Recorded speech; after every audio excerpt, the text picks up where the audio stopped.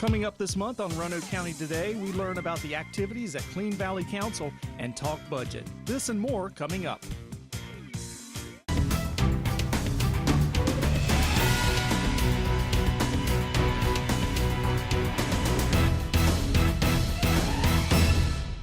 Welcome back to the show. Joining me today are some special guests. We have Fire and Rescue Chief Steve Simon to talk to us about a Governor's Award, and then we have special guests Tom and Lindsay McKinnon, who we're going to hear from in just a minute. We're glad all of you are with us. Thanks for being on the show. Thank you. Thank you. Sure. Now, Chief, let's start with you. There's a very prestigious award that the department has received, part of the Governor's Fire Service Awards. Tell us a little bit about those awards and the specific award you received. Yes, the Governor goes ahead and issues so many awards each year to fire departments, and that has been a tradition of his. We were nominated, and we had strong support from our local fire departments in the city of Salem and city of Roanoke to support us in our award nomination. And that award goes ahead and provides recognition for our community outreach program. And our community outreach program really tailored around fire prevention and reducing loss of life and fire injuries. And that program has been very successful. One of the causes of us looking at that is in 2016, we had a significant loss of fire death where we had 4 separate citizens that passed away due to fire death. And we looked at it, and that was the most we've ever had in Roanoke County. And we wanted to do something about it, so our department on a whole took steps to go in and try to reduce those. Mm-hmm.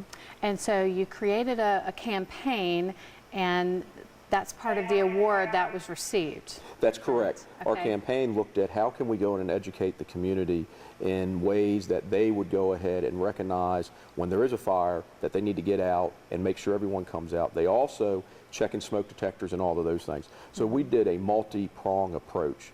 Some of the things is that we got on social media. We created a video with RVTV's help, with our own personnel, to show how to create an escape plan. What happens during a fire? We also went blanketed all the schools as much as we could. We went door to door installing smoke detectors. We actually put decals on our fire trucks to go in and get the message out. So we did basically all hands on deck type approach. And it's been fairly successful, and we're very proud that the Governor's office recognized those. Sure, that's a great accomplishment there. And as you mentioned, part of this campaign involved the McKinnons here. So we're so glad you all are here with us today. I know 2 years ago, your family did suffer a devastating fire, and you both have been just great advocates for fire safety and have worked so well with the department and advocating. So tell us a little bit about what you all have been doing. What has your campaign been? How have you been working with the department? I think our vision has just been to fortify and amplify what the fire departments are already doing collaboratively together. Mm-hmm. And so it's been a message of working not only with schools but with families and with their children, with their elderly loved ones, with their special needs loved ones, to really sit down and have engaging, more frequent conversations about fire escape plans, smoke alarms, all kinds of best safe practices in cooking with fire, outdoor fires, indoor fires, and just engaging those conversations on a regular basis, practicing those plans so that they become automatic and on impulse instead of otherwise. Sure. Yeah. And I'm sure this has been a very good team approach here. Are you all making any plans? Well, once we started this program, it's just not a one-year type thing. This is a continually program because we still have people that need to learn about this stuff, and we still have younger people that are coming up. So we're still going out, we're still reaching the children. We also identify our special needs populations. Mm-hmm. Some of the people that were involved in the 2016 fires weren't children, they were adults, but they had special needs that prohibited them from escaping the fire. So we look at those, we try to go out from a community outreach. When our paramedics go out to homes and we see problems, we go ahead and ask the homeowner, is this something that we could come back and help you create an escape plan? Is this something that we can come back and put smoke detectors in? Because prevention is going to be the cure for a lot of these things. Most fires are preventable, and if we can go and do the good education. The McKinnon's fire was a very tragic situation. We lost 2 young children. That's something that we never want to see, but it's across the spectrum where we're trying to address all issues, not just for children, but for our older adults too. And I think the McKinnons have done an outstanding job in helping us get that message out by the McKinnons going ahead and doing some videos, being at a number of public events, and telling their heart-wrenching story so people really know what the consequences are of fires. And that has done so much, not just for me, not just for our department, but for the members in the community. We can't thank them enough.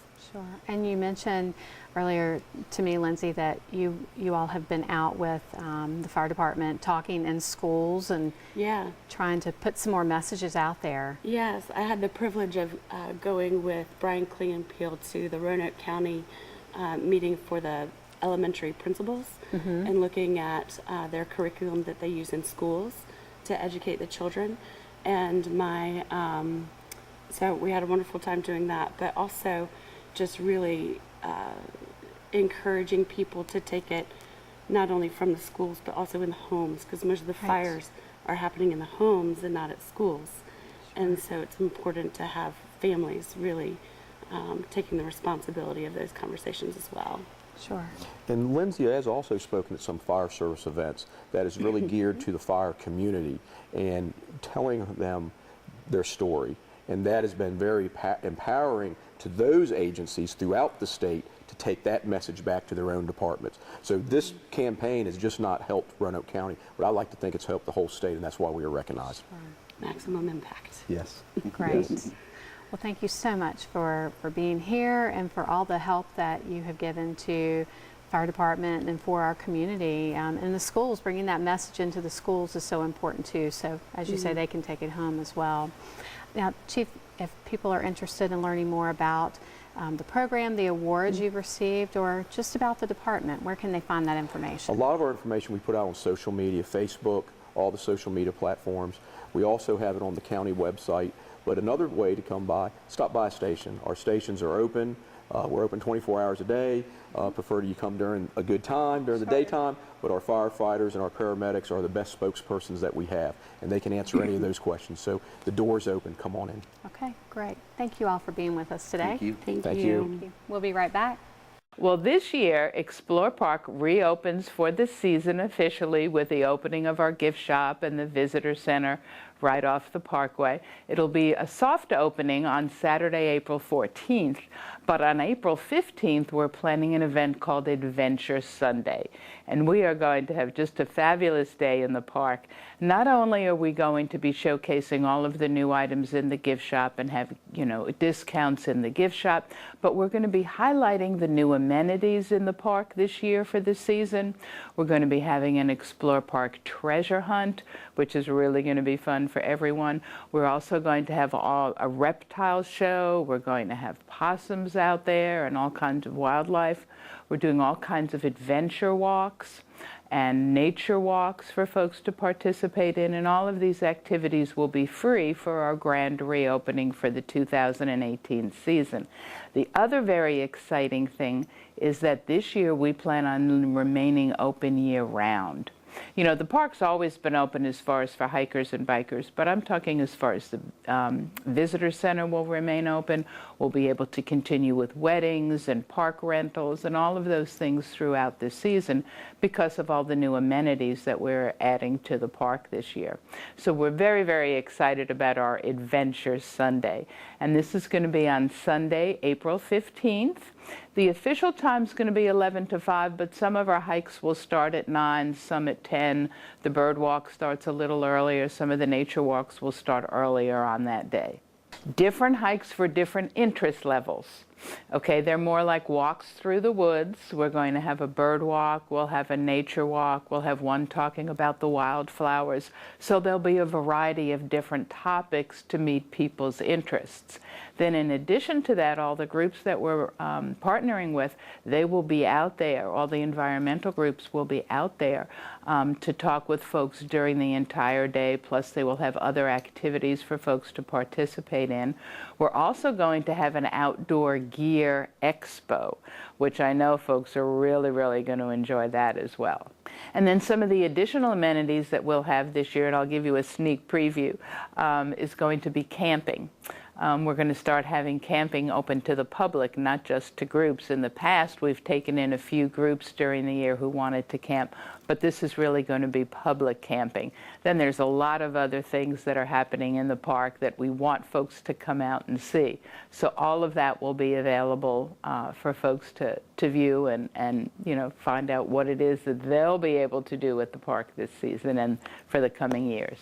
Another activity that we're going to have at the park is a pop-up bakery, which are getting very popular all over, as well as a food truck. So you can come out and actually spend the entire day with us, have lunch there, get involved in all the activities. We'll also have pinwheels, a craft activity for the kids, and as I mentioned earlier, the treasure hunt, which I think will be very, very family-oriented. Just a great day in the park. It'll be Sunday, April 15th. We will start the official activities and the majority of the activities from 11 to 5, but as mentioned, some of the hikes will begin at 9. Welcome back to the show. Here today talking with me is Mary Ann Brinchick with Clean Valley Council. Welcome to our show. Excellent. Thank you for having me. Sure. Tell us a little bit about Clean Valley Council. Sure. I have only been here for less than a year, but we're doing a 40-year review because this is our anniversary. So 40 years ago, 1978, they started as a Keep America Beautiful. So it was a litter pickup, 5 passionate people about picking up litter sitting around a table, and it's lasted 40 years. Wow. So we have blended into doing some educational programs as well as 2 valley-wide cleanups, which is over 1,000 volunteers each time.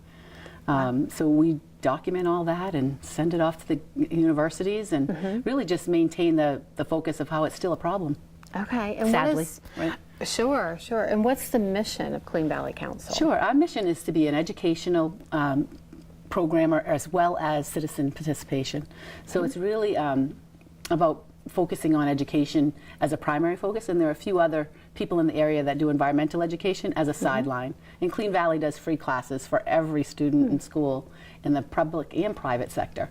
So we're the only ones who focus just on education. That's our goal. And then, of course, citizen participation. Sure. And I know you all hold an Earth Summit Day every year. Tell us about that. Sure. That's been going on for 17 years. And this year we're very excited. It's always in November. And it's a program for students. And we usually invite juniors and seniors. And this year we're really blending into the first and second year college because we don't think not everyone knows what they want to do yet. So it's a focus on really environmental issues that are current to our area, as well as looking at career possibilities and how it touches really a lot of different careers. So that is going to be held at Virginia Weston Community College this November 10th. And the students come from high school for the day. And we have a new community program that we're going to do early evening. So that's kind of new. Every once in a while we've had a community event with it. So we're going to try to make that a regular piece so that we can get some of the adult education in as well. Okay. So just another added benefit. Yes. For the council. Great. Absolutely. And you also sponsor Roanoke Valley Cleanup Day, and I think that's coming up pretty soon. It's April 7th, next Saturday. We always try to work around Easter weekend, and so it floats a little bit. But the first weekend in April basically has always been Clean Valley Day, and that was our signature project. So this is our 40th year anniversary, and we're looking at a slogan of keeping it clean and green since 1978, and we're having a block party with Carillion over at Southeast neighborhood. Okay. And I know that Clean Valley Council is a promoter and partner in with the county as it relates to stormwater. Tell us a little about that. Sure. We were fortunate enough to be in on the timing when they had the Clean Water Act. Everybody needed to get a permit. Anybody who has water going out to the river, which is one thing we educate about because a lot of people who see water going down the storm drains thinks it's going to a treatment plant. And it isn't. It's going directly into the river. So if you ever see those little stencils that says, drains right to the river, we do those programs for the 5 communities in the area. And, Roanoke County and the city of Roanoke and Salem and Vinton all have the same permit. So we provide 2 out of the 6 pieces that they need to do is public education. We're in the schools, and like I said, over 20,000 students a year, and at least one time in every public and private school in the Valley. And then the other piece is that minimum control measure 2 is about active participation with citizens. So it's that outreach. And so we provide the outreach and the programming on, doing educational materials like we're doing rain barrels right now and composting, little mini workshops as well. And are there any other events coming up? I believe there might be a fundraiser coming up pretty soon. Yes, we're so Tell us excited. about We're that. really the full initiative, full steam ahead. STEAM standing for science, technology, engineering, arts, and math, is really kind of looking at this next year and kicking it up. And so one of the events that we used to do, and we still will, is a recycled regatta. And that's where people build their own boats and race against each other.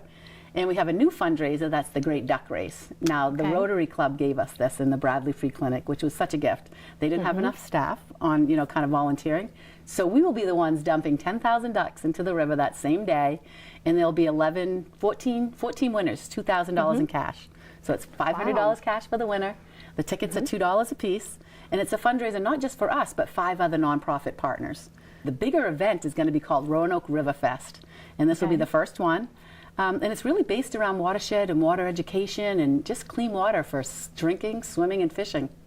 So we'll have some fishing people there, and really is going to be music, fun, and just that whole day of education is June 30th. So we're hoping that that last Saturday in June is going to be a good time for the water height and weather and all of those kind of things. In downtown Roanoke? It's going to be at Wasena Park. And so right in between Wasena Park and Vic Thomas Park, that's the little section where everybody races their boat. Now, they don't always float, okay? So we didn't want to go too far or too deep. Right. So it's probably waist deep in that area. Well, it sounds like a really fun event. It's a great collaboration all across our area. So if people are interested in signing up for any of these events or looking for more information, where can they find that? Sure. Our website, cleanvalley.org, is a place to sign up for individual classes if they're teachers, or to actually look at our events and sign up for volunteers, whether it's a cleanup or the River Fest, we need volunteers as well, or just see some things that they might have questions about. We have a search button on what you want to recycle and where that would go. So we're really kind of looking at being that resource for people too. Okay, wonderful. Thanks for sharing all of this information, and good luck with all those fundraisers. Excellent. Thanks a lot, Amy. Sure. We'll be right back. Welcome back to the show. Joining me today is Chris Beaver, Director of Management and Budget for Roanoke County. Welcome to our show. Thank you, Amy. So this is a very busy time of year, and tell us a little bit about the yearly budget that the county goes through. Well, we recently proposed our budget on March 13th.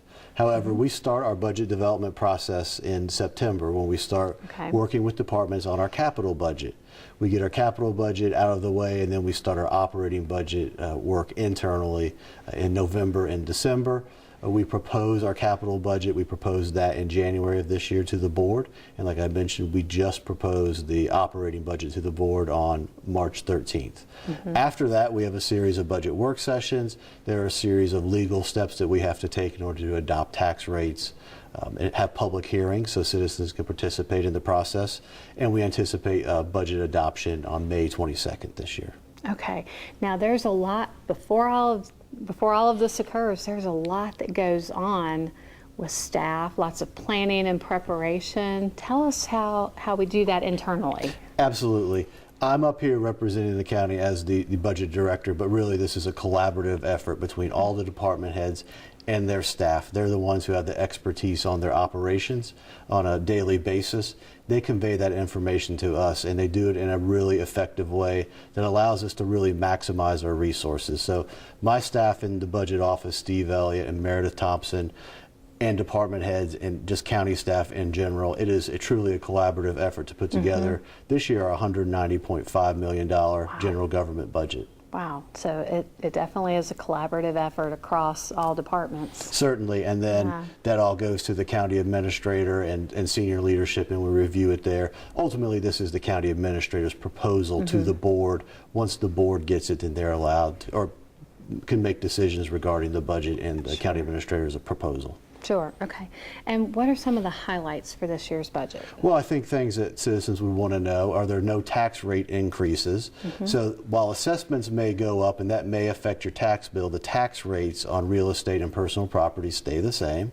For our employees, we're able to do a 2% compensation adjustment in the proposed budget. Unfortunately, like many other places, we're seeing big increases in health insurance too. So that'll eat up some of that compensation adjustment. Another important thing for our citizens to know is it maintains current services. And this really is largely a maintenance of effort budget. We do have a little bit of money for some new initiatives at our library, our new hours at Hollins Library, some technology at our library. We're continuing to make an increased investment in mental health services through the Blue Ridge Behavioral Health Care. And there's a couple other small items in there that maybe enhance service just a little bit, but all in all, it's a maintenance of effort budget. Sure. And you mentioned that health insurance costs rise. Are there other challenges that go into this budget as well? There are challenges. Yeah. We see a pretty modest revenue growth of about 2%.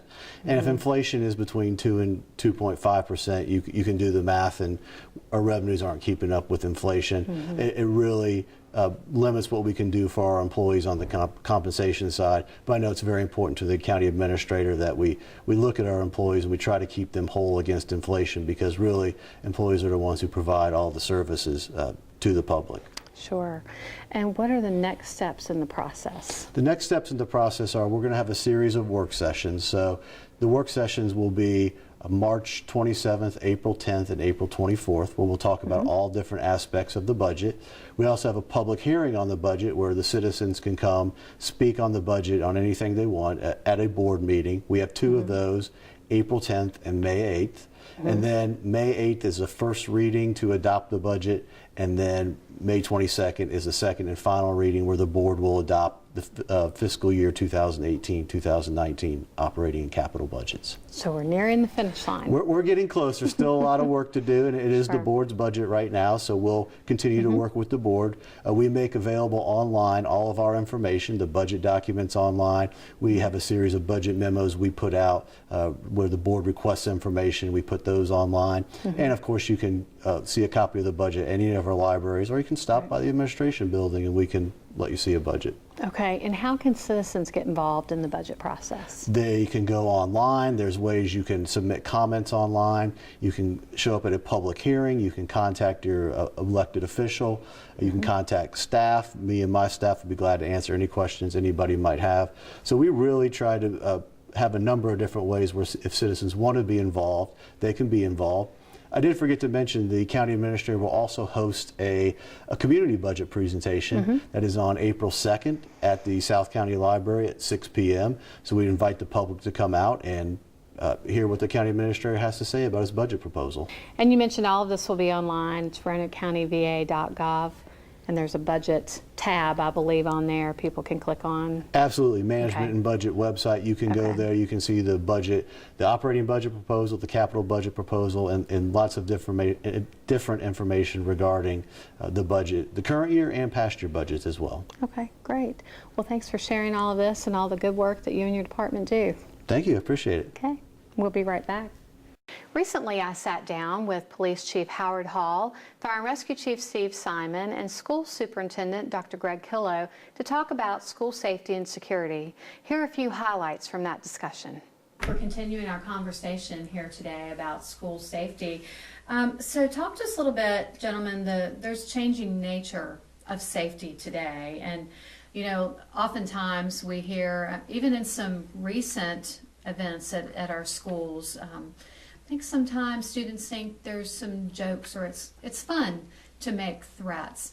Talk to us a little bit, Dr. Killough, about why is it so important for students not to do that? Because it puts everybody at risk. It creates an environment where people start questioning, challenging things that are going on. We need to understand that those jokes are not taken as jokes. We take all of this seriously, and it's going to have implications both with discipline and law enforcement. We need to help students and parents and everybody, teachers, everybody understand that we can't have those kinds of conversations anymore. We can't say those things jokingly. We do need the input. You know, the thing was that the most recent incident, which was so powerful for us, was that when it was shared, those students immediately, and I applaud those students for coming forward immediately and sharing stuff with us. We're all in this about safety together. It takes the whole community, and it takes our community involvement. But I would urge parents, make sure you understand to tell your child, this isn't something we're going to play, because it takes so much resource, so much time, so much, it's a waste of time and of resources. Right. And Chief Hall, what Dr. Killough said, a lot of consequences. There are some criminal consequences that can occur. Right, it's a felony in the Commonwealth of Virginia to make a threat against a school or someone on a school property or school staff. When a threat is made, that somebody thinks maybe it was funny, it's not. We're going to investigate that. We're going to do everything we can to identify who did it. Our SROs and our investigators, by the way, have been very successful in identifying those responsible for the threats that have occurred in Roanoke County, and we're going to place the appropriate criminal charges, which, as I said, is generally a felony offense. So that has long-term implications for that person who's involved. Sure. Long-term, meaning for the rest of their lives, Right. probably. Right. Also, in relation to that, what can we say to parents? We know we're talking here about to our students and to our teachers and our SROs, how they can make a difference in schools, but how about what happens at home? Parents have a tremendous role and responsibility in this. As we've discussed, we've put a lot of time and resources in target hardening the schools, training, procedures, but a lot of what happens starts at home. So some of that is the parents' role in educating their children about what's appropriate and not appropriate, what rules are and what consequences are, and that's very, very important. Parents' job is also accountability, and I like to talk at community meetings, and I do somewhat frequently, point out that the U.S. Constitution, particularly the Fourth Amendment around search and seizure and privacy, applies to what we do as police officers. It absolutely does not apply to parents. Parents have the absolute right, and I'd argue even obligation, to violate their children's privacy, to know what's happening on their computer. If they have a smartphone, and I don't recommend that too early, make sure they know what's going on that smartphone, who their kids are associating with during school, after school, what's going on in their room. Parents have the right to look at all that and should be looking at all that. Are your kids going to like it? No.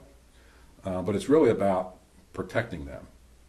And think about, some of the things that happen online, where if a parent saw something inappropriate going back and forth over some sort of computer or social media and could intervene before it escalates or something like that happens, they've potentially prevented their child from becoming a victim. They potentially prevented their child from becoming involved in something that could get them in trouble, like making threats. So it's really, really important that they do those things. And then, it's also important when parents receive information, from their kids or their kids' friends or whatever other source about, a threat or something, that's not right in a school, act on that appropriately. Honestly, that is not the time to get on social media and type that out for everybody to see. That's a time to pick up the phone, contact school officials, contact 911, and let us investigate that and determine, if there was a problem or not. And that happened in a incident recently, where a parent had some information, they notified the school principal, SRO got involved, and a proper investigation was done. Fortunately, nothing was found wrong at that point, but we were able to ensure safety. And that really goes for our students too. We've had a number of incidents where students have come forward and told their teachers or school staff, about something that's going on that's allowed us to follow up and sort of nip that incident in the bud before it becomes something much bigger. So, it sounds small and it sounds easy, but it, particularly on the kids' part, really takes a lot of courage to do it. And I commend the parents and the kids, who have been stepping forward on those issues. And I would concur completely with that, because we do want to commend those individuals, and they're saving people and helping people. And, I want to reemphasize, we're trying to get out right now and talk so heavily. Check the cell phone, be involved with what's happening on the computer, monitor what's happening, check the bags and clothes. We're all in this in a partnership, and what we do there prevents a student from making a mistake, and that could cost them a lot of disciplinary issues, even court issues. And so we ask the parents to please get involved.